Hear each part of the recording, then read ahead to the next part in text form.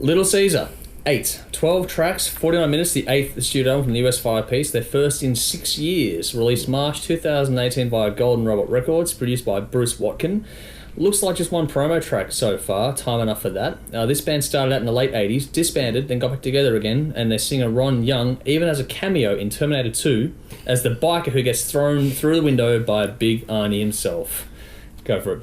I hope he's not watching. Arnie or the singer. I knew nothing of these guys, actually. Really, they've been getting rave reviews all over the joint. This one comes from Golden Robot Records. So. Okay, well, this didn't do a lot for me on the couple of listens. I found it really sort of straightforward and generic, and I thought it was just a bit of a plotter. To me, it felt like it was going through the motions a bit. Yes, I've lost my notes. There we go. Technology is good. It's better than pens running out, Jimmy. Yeah. Now, I've got no problem with simple rock tunes, I like them a lot, but I feel like if you're going to have them simple, it needs to have some edge, and I thought this was really lacking any edge or attitude that I wanted. It was sort of like, I don't know, biker bar music kind of thing to me. Yeah. It was just that kind of thing, but it didn't elevate to anywhere that I really would like it to go. Okay. It sounds pretty good, and the performance are pretty strong, but again, nothing really stood out. I thought actually the slowest track on there was Time Enough for That was the standout track. Okay. And that's the only one that I thought was the only one that showed any difference or diversity on there at all. It's not bad, but like I said, it's sort of just background music for me. I put down here, it came across like a poor man's ZZ Top. I didn't get that vibe. I think you're a bit off the mark on that one. Anyway, I gave it 6 out of 10. Oh, okay. Highlights were Time Enough for That, Good Times, and Straight Shooter. Oh, you're a straight shooter on that review. This would be interesting. For me, it's sort of rough and ready, slightly loose, old school bluesy biker rock, which is what you're talking about. For me, there was some cool hooks and guitar work on this. It's old school and just I know what you're trying. I know what you're getting at. I get it, and I guess it comes down to what you can enjoy more than. It's back to that sort of beige thing we were talking about. Yeah. It just didn't.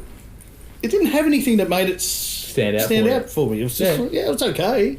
But yeah. No, nothing wrong. It's just an opinion. It's all good. I thought the production was pretty good. It captures that semi-live loose feel and doesn't make them snap to the grid, just lets it vibe and groove along. I thought there was nice rich tones captured overall. It has that vintage feel and sound that makes it a bit rough around the edges. It suits the style of music they're doing. Just get them in a room, let them do the thing and just capture it and bottle it. That's all they need to do. I like the lyrics on this one. Each song tells a story and tells it well. It takes you to a different place and time where things were simpler. So the lyrical content is from a bygone age kind of a thing. Yeah. But it's also, at the same time, very current and contemporary. So I think it's about, like, lyrically it was well crafted, and I thought it was about, some old dudes doing some biker rock but trying to keep up with the times, and the actual challenge of that was playing out in the lyrics of the songs, which I thought was really cool.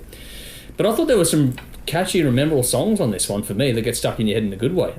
But again, it comes down to taste. Ron's vocals have that roughness from playing a shitty fallback, but still has a lot of soul and melody to it. This is really, for me, it was a refreshing kind of listen. You don't get many albums like this coming through where everyone's trying to do something a bit different, and no one's really trying to do just what they do and do it well. This is one of those ones. So it's not going to appeal to everyone, but if you like this style of music, you're going to really enjoy this record, I think. I thought there was some fantastic guitar work, some simple yet cool riffs, great solos, and the bass is no slouch either. Fantastic performances with cohesive writing. The drumming is on point as well, great feel and groove all over it. And I like the track order. The diversity and flow was on point for it too. Nice use of softer tracks to break things up, but it's always followed up by a more energetic track. There was no sort of 2 or 3 songs in a row where you really went sedate. Like, it wasn't the most fast-paced album in the world, but there was enough diversity in there and they placed it nice. It's mature, but it's fun and engaging with some serious soul and emotion attached to it. They aren't reinventing anything. It's classic blues-based rock and hard rock, but damn, I thought it was done well. There are 2 bonus tracks in this, and they are pretty cool. They do add to the experience of the listen as well. All in all, it's just a dirty, old-school, bluesy, hard rock record that's a damn fine addition to your library if you like that kind of music. I gave it an 8.5 out of 10. I picked Mama Tried, Vegas, Time Enough for That, and That's Alright. Huh? Just one. So we're still on separate paths. Clearly we'll get different scores now too. It's not like we're not copy and paste this week. It's good. We'll see how it goes for next week as well. For now, check it out for yourselves and let us know what you think.